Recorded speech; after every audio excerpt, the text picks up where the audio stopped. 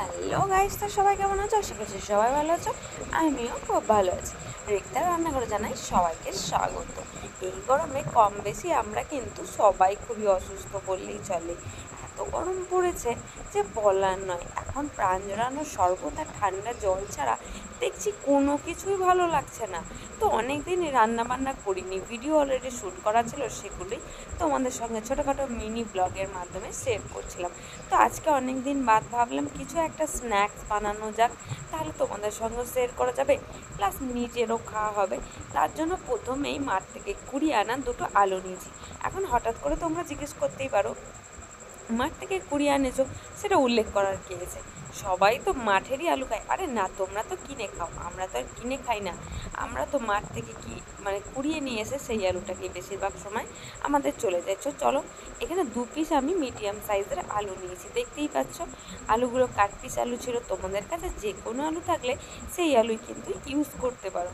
তো প্রথমে আলুর ছিলাগুলো ছাড়িয়ে নাও, তারপর একেবারে পাতলা পাতলা করে এইভাবে কেটে নাও। বটিতে চাকুতে যাতে তোমাদের কমফোর্টেবল, তোমরা দাঁতেই কুচি নাও, ঠিক এইভাবে পাতলা পাতলা করে, যাতে ট্রান্সফারটা আঙুলে এপার ওপার খুব সুন্দরভাবে দেখা যায়।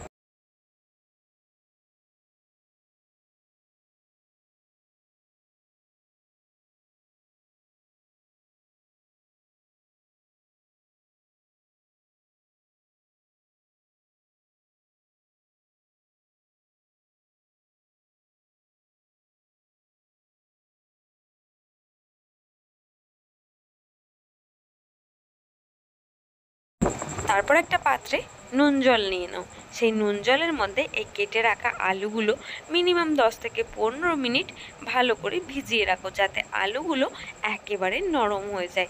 আমি ঠিক যেভাবে শেপটা দেখাচ্ছি সেইভাবে যেন গোটানো যায়, তাহলেই বুঝবে যে আলু কিন্তু ভিজে খুব সুন্দরভাবে পারফেক্ট তৈরি হয়ে গেছে। তো আলুগুলোকে আমি রেস্টে রেখে প্রথমে একটা ব্যাটার তৈরি করে নেবো। তো ব্যাটারের জন্য কী কী ইনগ্রিডিয়েন্টস লাগছে সেটা প্রথমে দেখে নাও। খুব বেশি লাগছে না, তবে এই স্ন্যাক্স সন্ধ্যেবেলায় কিন্তু সবাইকে করে খাওয়াতে পারো। যেমন মুচমুচে তেমনি দেখতে সুন্দর। তো প্রথমে এক টুকরো পেঁয়াজ, একটু কাঁচা লঙ্কা কুচিয়ে নেবো একেবারে কুচি করে। তোমাদের হাতের কাছে যদি ধনেপাতা থাকে তাহলে অবশ্যই সেটা কিন্তু ইউজ করতে পারো।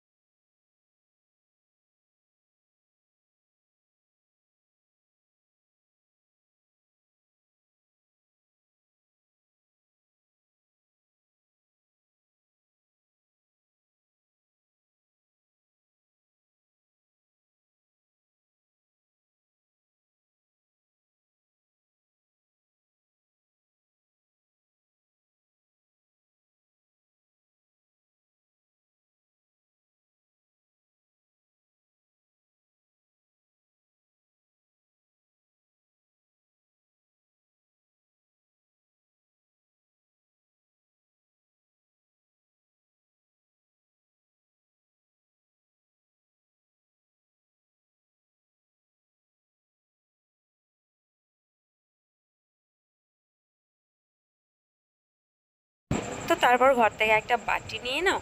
বাটির মধ্যে সম পরিমাণ যা যা ইনগ্রিডিয়েন্টস আমি দেখাচ্ছি, সেই সেম সেম ইনগ্রিডিয়েন্টস তোমরাও নিয়ে নাও। প্রথমে 3 থেকে 4 চামচ মতো ময়দা নিয়ে নাও।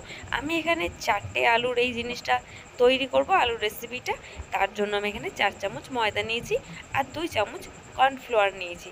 তারপর দিয়ে দেবো অল্প একটু কালো জিরে, যাতে দেখতে খুব সুন্দর হয় এই আলুর স্ন্যাক্সটা। তারপর দিয়ে দিচ্ছি খেতে মজাদার হওয়ার জন্য একটু চাট মশলা। হাতের কাছে যদি চাট মশলা না থাকে তাহলে এর পরিবর্তে গরম মশলার গুঁড়োও কিন্তু ইউজ করতে পারো, কোনো রকম প্রবলেম নেই। তবে অবশ্যই পর্যাপ্ত পরিমাণে লবণটা একটু দিয়ে দিও। তারপর দিয়ে দেবো একটু চিলি ফ্লেক্স। চিলি ফ্লেক্সও কিন্তু অনেক সময় আমাদের সৌন্দর্যের জন্য দেখতে বেশ ভালোই লাগে। তো লবণটা আমি এবার দিয়ে নিলাম 1 চামচ। আমি এখানে কোনো কিছুরই মাপ সেরকমভাবে নিয়ে নিই, তোমরা কিন্তু নিজেদের মতো করে মাপটা করে নিও।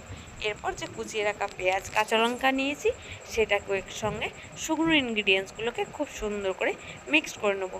তারপর অল্প ঘি বা বাটার দিয়ে এটার মধ্যে একটু জল দিয়ে একটা স্মুথ পেস্ট প্রথমে বানিয়ে নাও।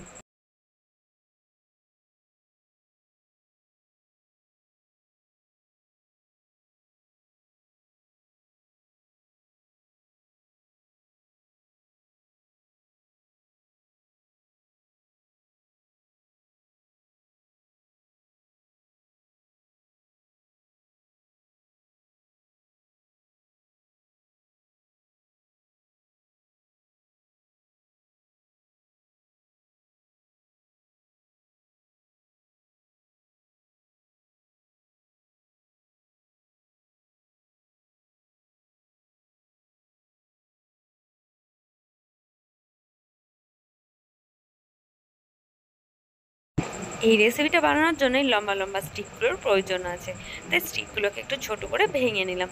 তা আলুটা খুব সুন্দরভাবে মরে যাচ্ছে, তার মানে একদম পারফেক্টলি আমার আলুটা নুন জলের সঙ্গে মিশে গেছে।